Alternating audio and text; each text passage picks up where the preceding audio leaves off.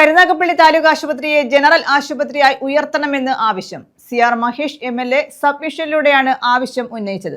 വിഷയങ്ങൾ ചർച്ച ചെയ്യാൻ ഉന്നതതല യോഗം വിളിക്കുമെന്ന് മന്ത്രി K മുരളീധരൻ സബ്മിഷന് മറുപടി നൽകി. സുനാമി ദുരന്തം നടന്ന തീരപ്രദേശം ഉൾപ്പെടുന്ന താലൂക്ക് ആശുപത്രി, ടാങ്കർ ദുരന്തങ്ങളും മറ്റു വാഹന അപകടങ്ങളും അപകട മരണങ്ങളും ദിനംപ്രതി നടന്നുവരുന്ന ആശുപത്രി, എത്രയേറെ പഴക്കമുള്ള മേൽപ്പറഞ്ഞ വിഷയങ്ങളെല്ലാം നിലനിൽക്കുന്നതുമായ ആശുപത്രിയുടെ ശോചനീയാവസ്ഥ ഞാൻ ഈ സബ്മിഷനിലൂടെ അങ്ങയുടെ ശ്രദ്ധയിൽപ്പെടുത്തുകയാണ്. കരുനാഗപ്പള്ളി താലൂക്ക് ആശുപത്രിയെ ജനറൽ ആശുപത്രിയായി ഉയർത്തണമെന്നാവശ്യപ്പെട്ട് CR മഹേഷ് MLA നിയമസഭയിൽ സബ്മിഷൻ ഉന്നയിച്ചു. 23 ഡോക്ടർമാർ മാത്രമാണ് ആശുപത്രിയിലുള്ളത്. നിലവിലുള്ള ഡോക്ടർമാരിൽ പീഡിയാട്രിഷ്യൻ, നേത്രരോഗ വിദഗ്ധൻ, റേഡിയോളജിസ്റ്റ് തസ്തികകൾ ഒഴിഞ്ഞുകിടക്കുന്നു. MLA ഫണ്ടിൽ നിന്ന് അനുവദിച്ച ഡയാലിസിസ് മെഷീന്റെ പ്രവർത്തനം ആരംഭിക്കുന്ന മുറയ്ക്ക് 33 ഡയാലിസിസ് വരെ ഇവിടെ നടത്താനാകും. എന്നിട്ടും നെഫ്രോളജിസ്റ്റ് ഇല്ല.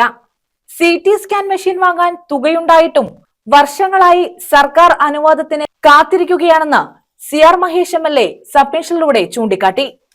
ഇത്രയേറെ രോഗികൾ വരുന്ന ആശുപത്രിയിൽ ആകെ 23 ഡോക്ടർമാരുടെ സേവനമാണുള്ളത്.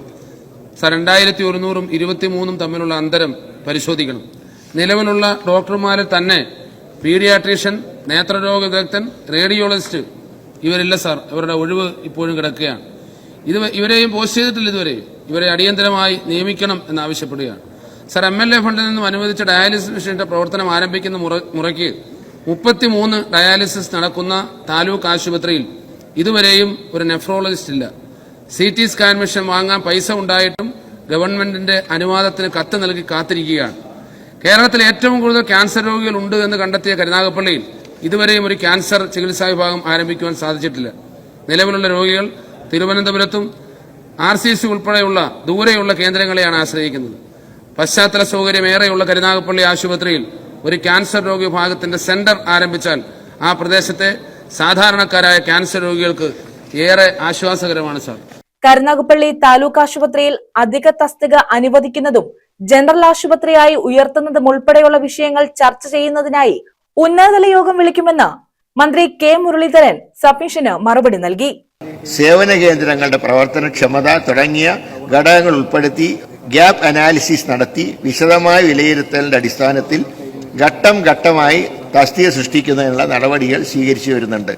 കൂടാതെ ആശുപത്രിയിൽ കിഫ്ബി പദ്ധതിയിൽ ഉൾപ്പെടുത്തിയിട്ടുള്ള കെട്ടിട നിർമ്മാണത്തിന് 90 കോടി രൂപയുടെ ഭരണ അനുമതിയും 83.97 കോടി രൂപയുടെ പുതുക്കിയ സാമ്പത്തിക അനുമതിയും ലഭ്യമായിട്ടുണ്ട്. നിലവിലെ കെട്ടിടത്തിന്റെ മുകളിലെ 2 നിലകളുടെ വെർട്ടിക്കൽ എക്സ്പാൻഷൻ പൂർത്തിയായി. പ്രസ്തുത സ്ഥാപനത്തിലെ കിഫ്ബി നിർമ്മാണ പ്രവർത്തനങ്ങളുടെ 2ാം ഘട്ടം പുരോഗമിക്കുകയാണ്. ആയത് ലഭ്യമാവുന്ന മുറയ്ക്ക് കൂടുതൽ മെച്ചപ്പെട്ട ചികിത്സ പൊതുജനങ്ങൾക്ക് ലഭ്യമാക്കാൻ സാധിക്കും. മാഡം, അതിന് പുറമെ ബഹുമാനപ്പെട്ട MLAയുടെ മറ്റ് സാന്നിധ്യത്തിൽ അടുത്ത ദിവസം തന്നെ ഇത് സംബന്ധിച്ചൊരു യോഗം കൂടുന്നതാണ്. അതിനുശേഷം ഇതിന്റെ നടപടികൾ ത്വരിതപ്പെടുന്നതാണ്. News bureau, Karunagappally.